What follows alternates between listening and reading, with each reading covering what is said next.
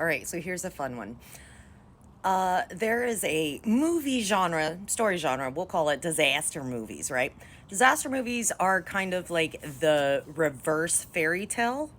Okay, so fairy tales were written back in the day to like scare the crap out of people or explain scary things more or less, and it was a way for like kids to deal with extremely adult concepts in a really like easy to digest or simplified way.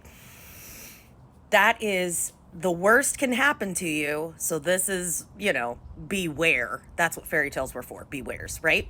Disaster movies are kind of the reverse. They're all about like we as a collective are terrified of blank, and then you get to see it like on screen unfold and shows you that it's going to be okay, if that makes sense. We collectively get to live vicariously through them dealing with the plot, which is what we're afraid of, right? So disaster movies are everything's going to be okay, right? So you've got fairy tales that are like beware, and you've got disaster movies that are like they're inverse more or less, that are like everything's okay.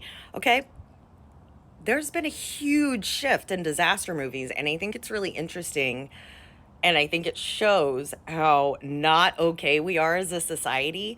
You're starting to see disaster movies where people are excited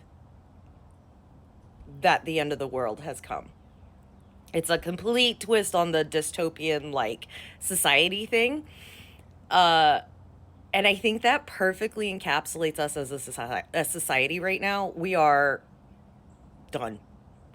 Like, we are so excited that it broke because we get to start over and there has to be a new world order, that we're okay with like a zombie apocalypse or whatever dystopian crap there is, as long as it falls apart.